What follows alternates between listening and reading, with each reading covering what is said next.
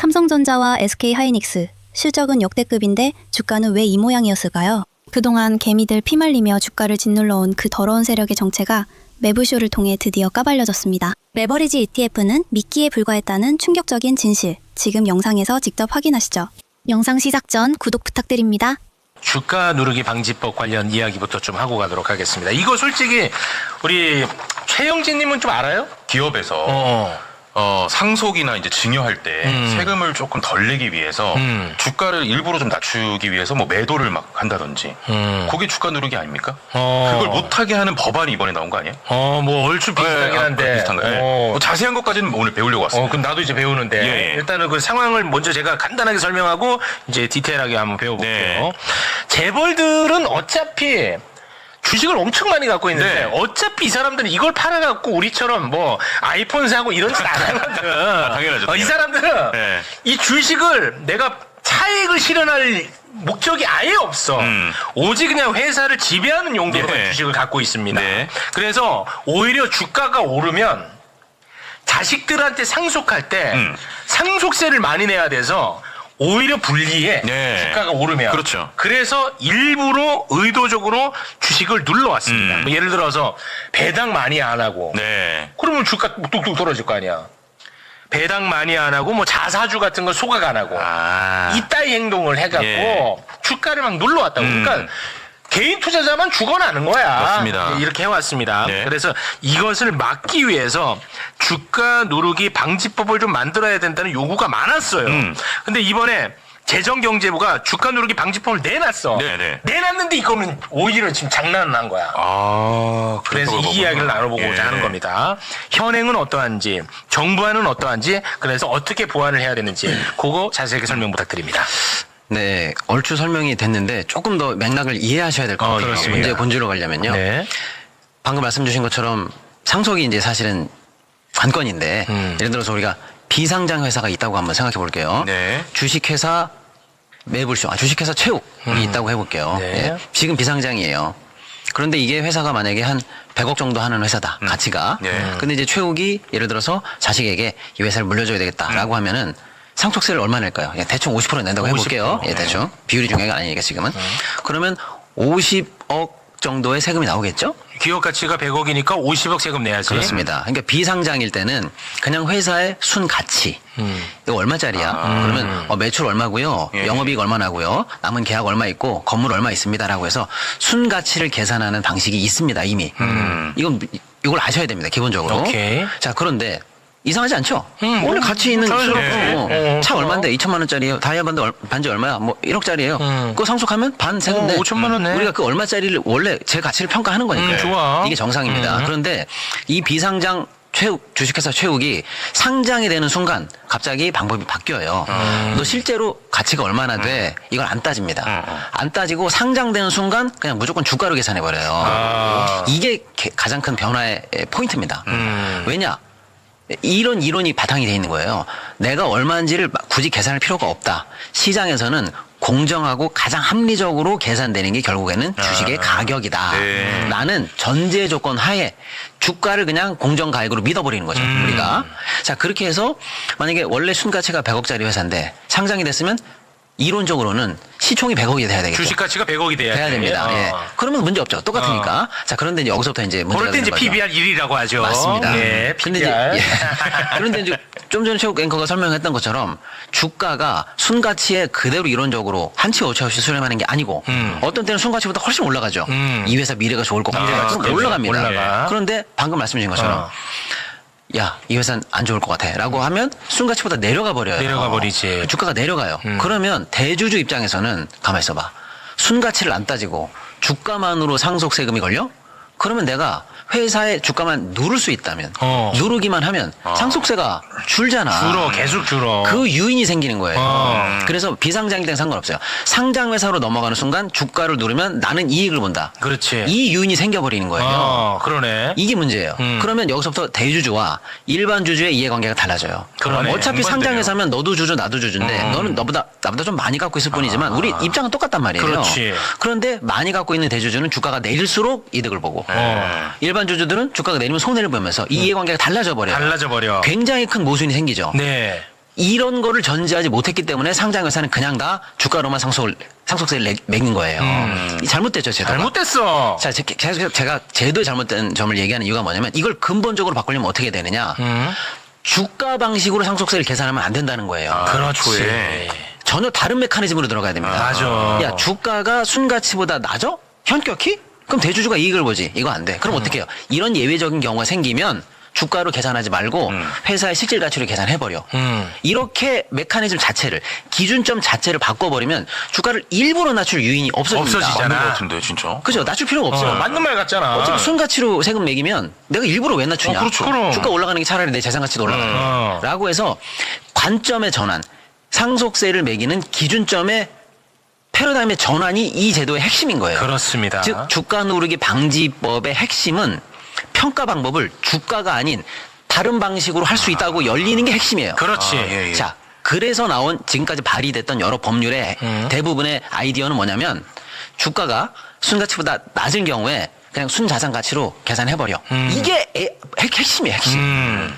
그게 이게 핵심이야. 핵심이야. 자, 그런데 이제 드디어 이제 재경부안이 나왔습니다. 나왔어. 나왔는데 어떻게 나온 거야? 나오자마자 보면 이 본질적인 평가 방법의 변환이 안 들어가 있고요. 다 주가 안에서 결정되도록 되어 있습니다. 그러니 주가가 얼마나 낮을 경우에는 너는 좀 가산하겠다. 주가가 하위 몇 %면 나는 그걸 인정하지 않을게. 라는 좀 이따 말씀드릴게요. 이 디테일은. 네네. 그러니까 그 모든 디테일을 들어가기 전에 평가 방법의 전환을 통해서 주가와 상관없는 방식이 있어야 되는데 그렇지. 그게 아니라 다 주가 내에서 결정되는 방식 안에서만 지금 디테일이 나오다 보니 그거 조금 바꾸거나 내리거나 결국 주가로 결정된다는 거예요. 그러면 누를 요인이 생기잖아. 바로 그겁니다. 그러니까 주가 관련한 방법의 탈피, 전환이 없었다는 게 근본적인 문제. 이걸 지적해야 됩니다. 자, 근데 들어가 볼게요. 그나마도 그래서 큰 변화는 없는데 그나마도 나온 디테일이 다 문제가 있다는 거예요. 이제 들어가 봅니다. 그 와중에도 또 문제 있어. 이제 문제가 있어요. 그나마도 그래? 세게 나왔으면 뭔가 좀 들어볼 법한데 그 와중에도 이제 문제가 문제인 있어. 거예요. 자, 첫 번째. 그러면 너는 주가를 누르는 나쁜 기업이야.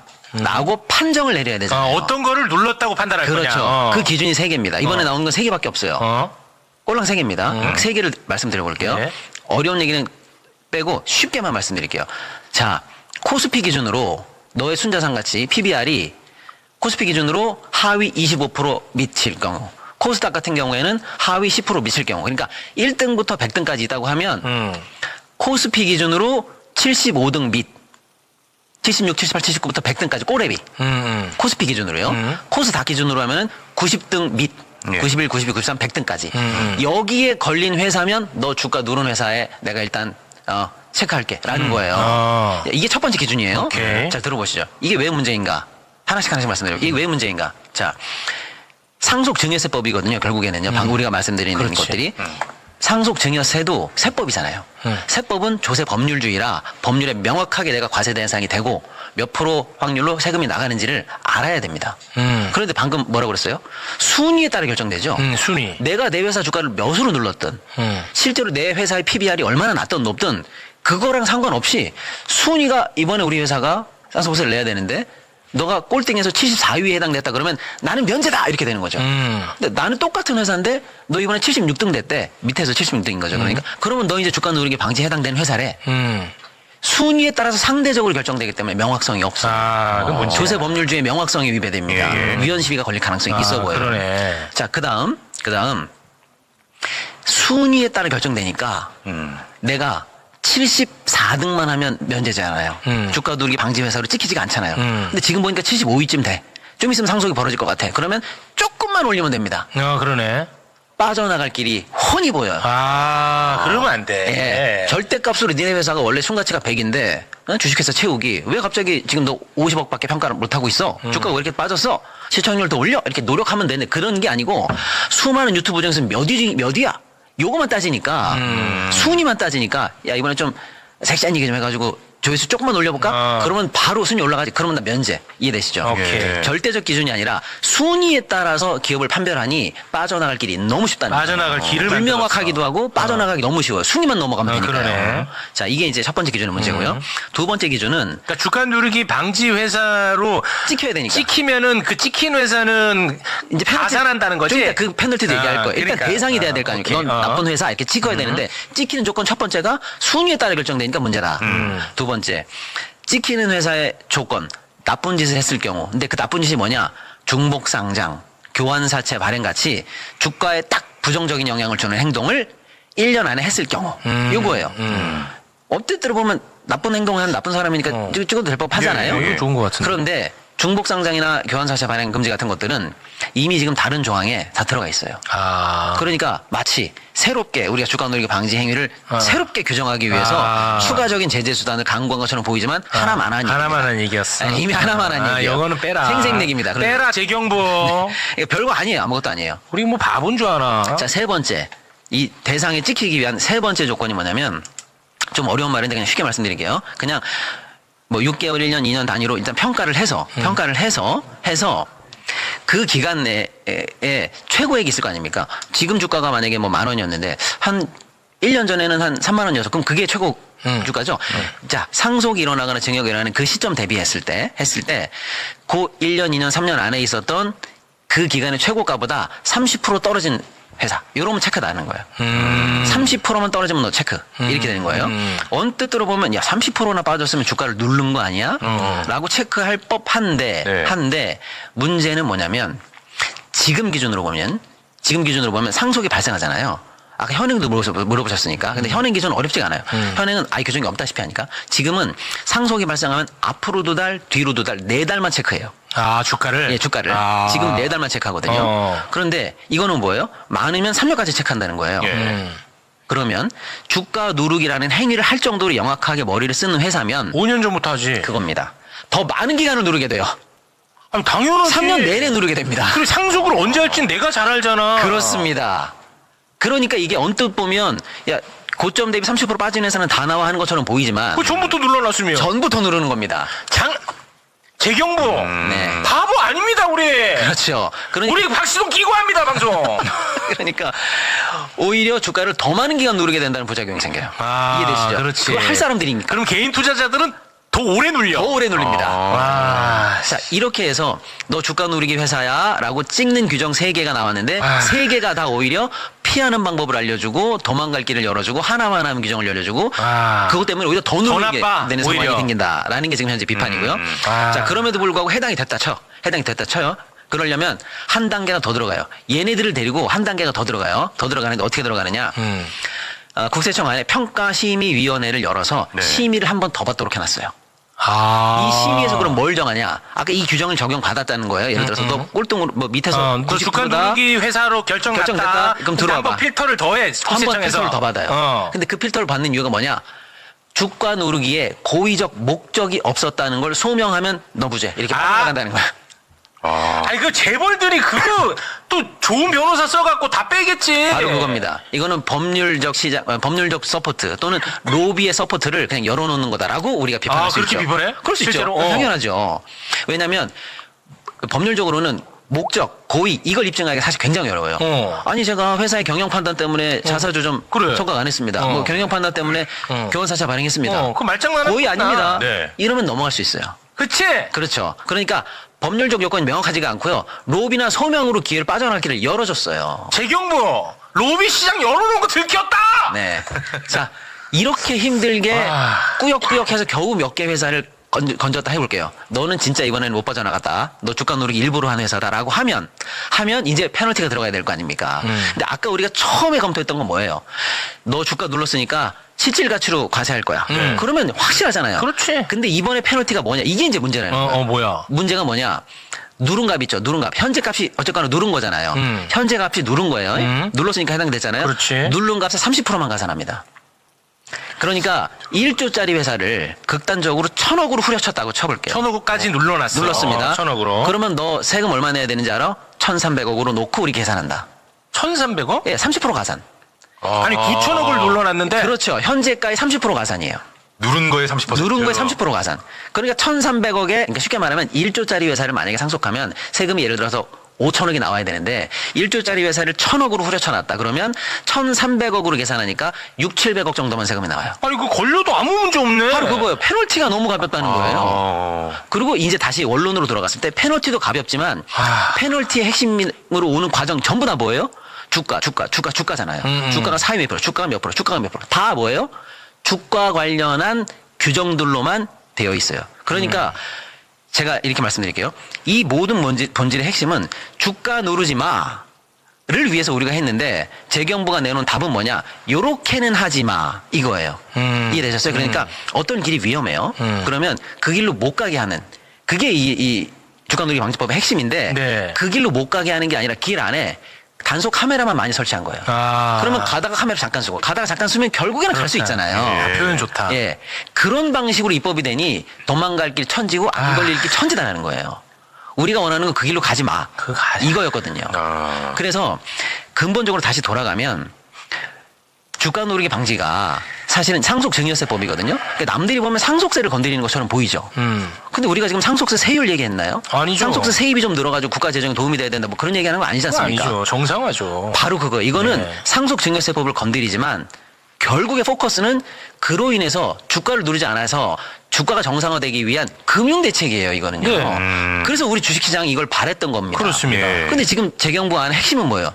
주가 정상화랑 아무 상관이 없어요. 그러네. 오직 상속세를 잘 걸기 위한 심의 기준 같은 것들만 들어와 있다는 거예요. 와. 우리가 이걸 논의하는 근본적인 이유와 메커니즘을 망각한 채 법규술 몇 개만 들어왔다라는 겁니다. 그러니 시장이 원하는 이거 주가에 도움이 되겠구나. 코리아 디스카운트가 이제 해소되겠구나. 내 주식이 왜 그동안 호재도 반영 못하고 떨어져 왔겠구나라는 거를 근본적으로 쇄신할 대책으로서는 너무나 부족하다는 평가가 그래서 금융시장에서 나오는 거예요.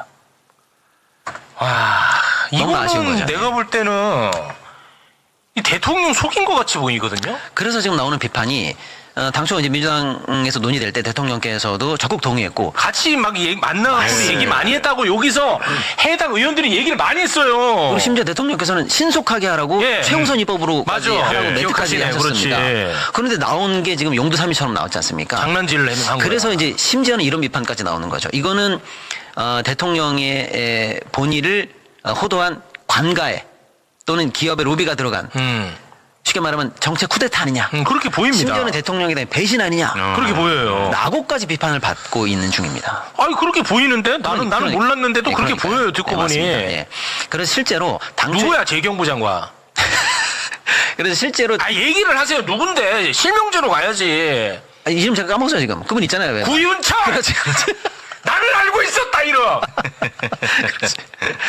예. 그래서 실제로 당초 민주당에서 발의된 여러 초안들이 있잖아요. 예. 지금 국회 심의에 올라가 있는 안. 그 안으로 하면 적어도 대상에 들어가는 기업들이 1,000몇백 개입니다. 1,300개, 1,500개 사이가 들어와요. 그 중에 예리하게 심사를 하면 될 건데 지금 재경부 안으로 지금 만약에 심사가 들어가잖아요. 네.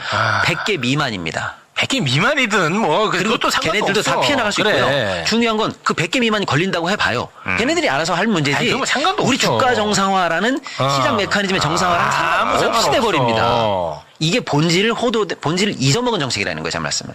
이게 비판의 핵심이 돼야 됩니다. 뭐 예. 디테일한 걸로 뭐 30%가 맞아, 20%가 맞아 이게 중요한 게 아니라는 겁니다. 네. 나는 솔직히 지금 민주당 안 있잖아요. 네.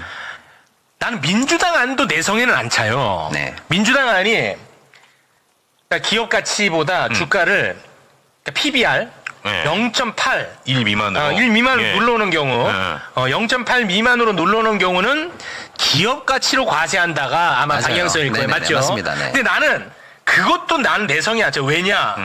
대한민국 기업이 기업 가치 자체를 눌러놨으면 어떡할 거야? 그렇죠. 맞지 내 말? 네네. 기업 가치 자체를 재평가해야 된다는 게 내 주장입니다. 네. 나 바보 아니에요. 내 돈 걸려 있기 때문에. 맞아요. 그래서 기업 가치 자체를 눌러놨다는 거야 내 주장을. 무슨 말인지 알겠죠? 네, 알고 있습니다. 구윤철 장관님, 이거 대통령이 알면 이거 진짜 너무 실망할 겁니다. 그래서 상속은 어떻게 되든지 상속세법에서 알아서 하되 그것 때문에 주가를 누르는 메커니즘, 주가를 눌러서 그걸 해결하겠다는 이 우회로, 이 탈피로 이게 끊기는 게 시장이 원하는 거예요. 그렇지. 예, 그러니까 그런 식으로 근본적인 대책으로 다시 턴어라운드 해야 됩니다. 네. 한마디 말씀이 없으시네. 계속 말씀하셨으니까 제가 끼어들기가. 아니, 권력 앞에서는 아주 그냥 조용하시네. 아니에요. 저 뭐 최욱 앵커한테도 조용하지 않고요. 네, 제가 얼마 전에 한번 화도 냈잖아요. 네, 그런 일은 없습니다만. 근데 이제 너무 설명을 잘해 주셔서 완벽하게 설명해 완벽해요. 와, 주셨고요. 이해가 쏙쏙 된다. 조금 재밌게 보면은 오늘 미래에셋증권에서 이 일을 가지고 시뮬레이션 한 자료가 나왔어요. 미래에셋증권의 자료에서 이 일을 가지고 본질적으로 시뮬레이션을 좀 해봤는데 자체 계산을 좀 했다는 내용인데, 자 원래 이소영 의원이 이야기했던 일률적으로 PBR 0.8배 미만 상장사에 대해서 이제 비상장 주식 평가 방법을 그대로 적용한 경우 그걸 돌려보니까 미래에셋증권에 따르면 해당 기업이 505개 정도의 회사가 나오고 전체 시가총액 합정이 이제 506조 원 정도가 나온다고 합니다. 그게 이제 미래에셋증권의 시뮬레이션 네네. 자료인데 이번에 나온 세제 개편안 기준으로 하면 코스피 개수가 505개가 아니고 80개사로 줄어들고요. 그다음에 전체적으로 시총합계가 48조로 줄어드니까 종목 수는 약 기존의 이소영 의원의 원래 했던 안보다 84%가 종목 수가 줄어들고 전체적으로 시가총액은 91%가 줄어드니까 이렇게 시뮬레이션 해보면 복잡한 요건은 엄청 복잡하잖아요. 지금. 그렇습니다. 그렇지만 세제 개편은 현행하고도 거의 차이가 없다라고 네, 맞아요. 결론 내린 거죠. 네. 그만큼 이제 이게 문제가 되고 있는 게 진짜 문제네. 정말 조목조목 설명을 잘 주신 것 같습니다. 아. 이제 다만 이제 우리가 보면 예를 들어 뭐 부동산업을 영위하는 회사라든지 금융업이라든지 이쪽은 본질적으로 PBR이 다 낮게 형성이 돼 있긴 해요. 그러다 보니까 이제 업종별로 산업에 따라 어떤 뭐 기술주나 이런 약간 뭐 기술을 가지고 있는 어떤 뭐 특히 이제 우리가 생각하고 있는 헬스케어 뭐 이런 쪽은 PBR이 되게 높잖아요. 거기 좀 높게 반영되죠. 그렇죠. 그러니까 섹터별로 업종별로 중위 PBR 그러니까 평균 PBR이 있을 겁니다. 예. 업종별로 어떤 그런 부분에 대한 부분들을 좀 감안을 해서 상대 순위 기준의 적용도 좀 살펴볼 필요가 있다. 왜냐하면 굉장히 높은 섹터는 있고요. 따로 원래 근본적으로 부동산업만 하면 자산 가치가 뭐 토지나 이런 것들 땅 이런 게 엄청 크잖아요. 자산 가치가. 네. 그러니까 PBR 자체가 좀 낮게 형성될 가능성이 높아요. 그러니까 섹터마다 약간의 어떤 그런 표준 편차를 섹터의 어떤 중위 PBR도 좀 고려를 해서 뭔가 좀 개선이 필요하다. 여기까지 좀 말씀을 드릴 수 있습니다. 네. 아, 진짜 기대 많이 했거든요. 저는 맞습니다. 주가 누르기 네. 방지법. 금융시장 입장에서는 굉장히 기다리던 메가톤급 호재들 리스트 중에 꼭 올라가는 꼭 것들이 올라가는 거죠? 맞습니다. 근데 이제 이게 만약에 약발 없이 만약에 소멸된다. 그럼 시장 입장에서도 큰 호재 하나 날아가는 거죠. 그래서 특히 보면은 지주회사들이 주가가 엄청 눌러져 있어. 그래서 맞잖아요. 네, 맞습니다. 그렇죠. 네. 그럼 왜 그 권력 앞에서 말 한마디도 못해요? 아니 말을 계속 하고 있습니다. 네. 이제 예를 들어서 이제 얘기하시니까. 상장사들이 이제 뭐 토지나 건물 이런 부동산을 많이 갖고 있는데 네. 그걸 아주 옛날 기준가로 갖고 있는 회사도 되게 많아요. 저봐, 네. 그러니까. 그렇죠. 아까 기업 가치 말씀하신 게. 자체가 낮게 뭐, 평가돼 그렇죠. 있다니까. 한 30년 전에 산 건데 그걸 이제 평가를 그대로 그냥 놔두고. 그러니까요. 근데 이제 그게 이제 자산 재평가를 해서 그렇지. 일부 좀 하기도 하는 회사도 그걸 있긴 한데. 자산 재평가를 하잖아? 네. 그럼 PBR은 훨씬 낮아질 거야. 그러게 정확합니다. 정확하죠? 네. 그래서 나 바보 아니라니까요. 좀 쉽게 설명드리면 네. 최욱 앵커한테 제가 물어보는 거예요. 당신의 가치를 내가 평가하겠다 이러면서 재산 얼마 있어? 그랬더니 나 아파트 한 채 있다. 아파트 얼마인데? 그랬더니 뭐 한 10억 달려나? 근데 알고 봤더니 압구정 현대야. 100억짜리야. 너 왜 나한테 10억이라고 그랬어? 그랬더니 10년? 40년 전에 계약했던 그거 그대로 난 얘기하는 중이야. 예. 그럼 이걸 시가 평가로 바꾸잖아요. 갑자기 100억 부자가 되는 거죠. 그렇습니다. 예, 그걸 일부러 안 바꾸고 있는 경우도 많습니다. 그러면 PBR이 얼마나 뚝 떨어지겠어요. 만약에 PBR이 0.8인 회사가 있다면 이거 자산 평가를 다시 한다. 그러면 한 0.4 이렇게 된다는 겁니다. 그렇죠. 주가는 그대로인데 재산이 실제로 더 늘어야 돼요. 늘어나요. 예.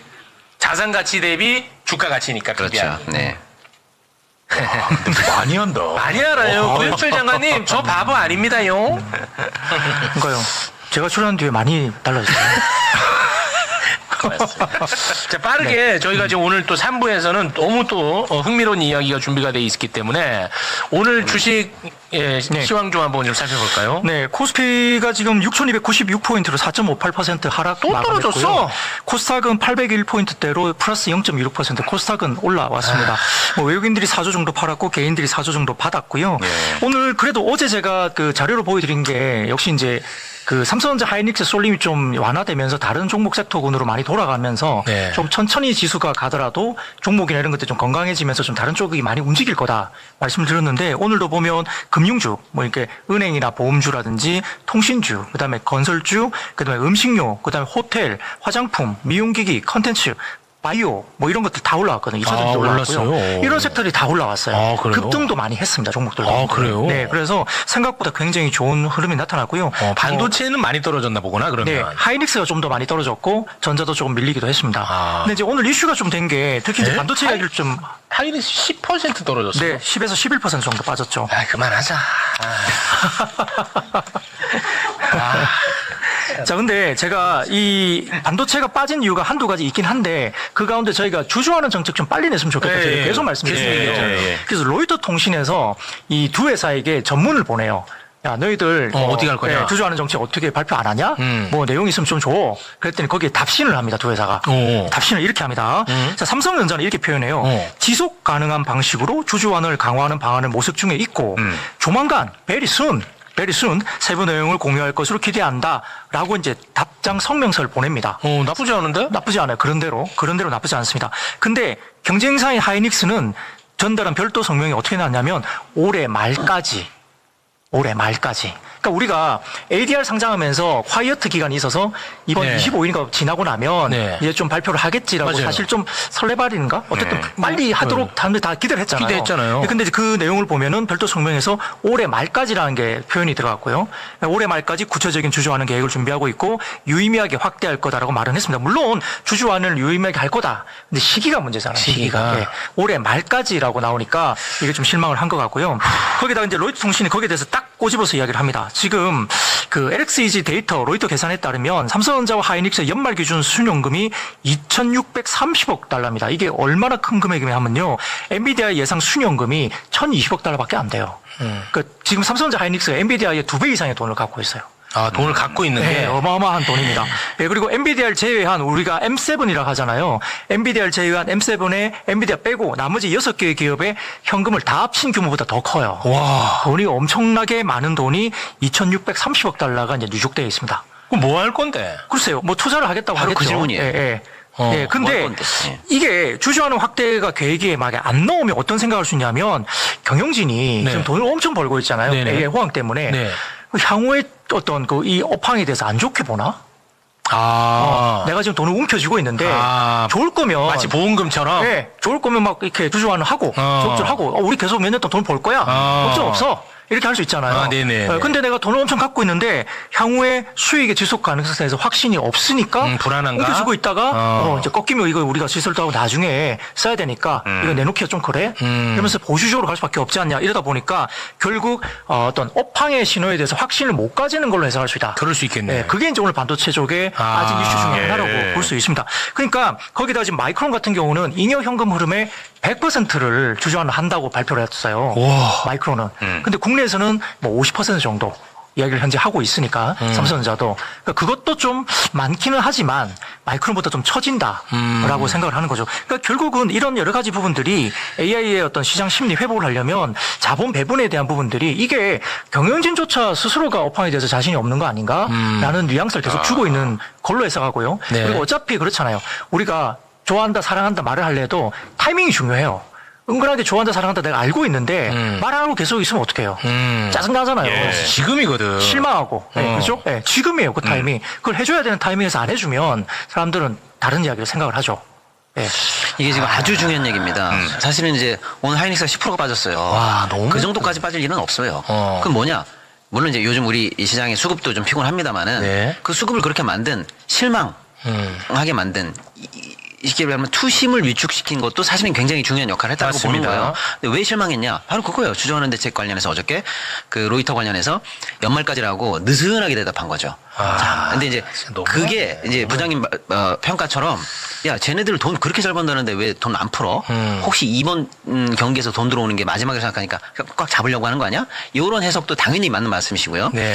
근본적인 얘기를 그럼 저는 다시 한번 해보려고요. 예를 들어서 우리가 늘 펀더멘탈 얘기하고 반도체 얘기하고 또 실적이 좋습니다 이런 얘기 하잖아요. 네. 그럼 왜 주가가 올라가야 돼요?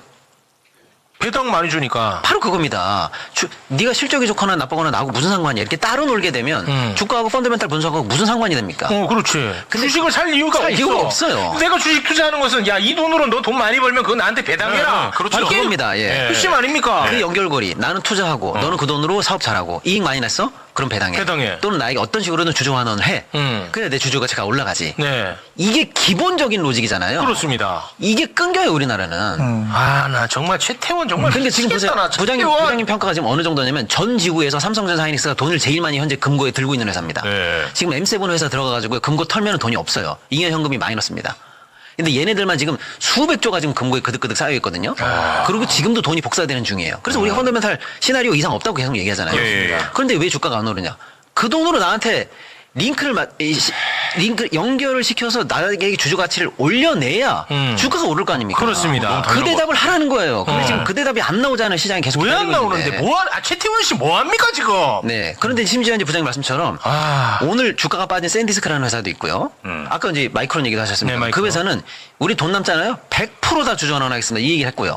오늘 샌디스크 회사도 이번 분기 순영업이익 있잖아요. 그것보다 넘는 금액의 연간 주주 환원 대책을 오늘 발표합니다. 했어요. 그러니까 얘네들은 이 선진 자본주의라고 하는 이유가 뭐냐면 그런 회사들은 실적 발표하면서 동시에 주주 환원 대책을 이렇게 하겠습니다. 주주님.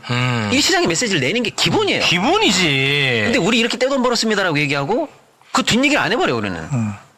그러고서 어저께 이제 인터뷰 들어갔더니 연말까지 한번 생각해 볼게요라고 하니까 시장이 실망을 하는 거죠. 그러니까 타임도 지금 더 늦기 전에 이제는 하이닉스 삼성이 세계적인 회사잖아요. 지금 세계에서 돈이 제일 많기 때문에. 세계 최고잖아. 그리고 ADR도 미국 가 있거든요. 예. 그렇기 때문에 이제 글로벌리한 기준에 맞춰서 해야 돼요 주주 대책을. 그러니까 만약에 마이크론이나 샌디스크 기준으로 해보잖아요. 그러면 하이닉스가 이번 분기에 60조 남겼거든요. 근데 심지어는 순영업이익으로 하면 90조 남았어요.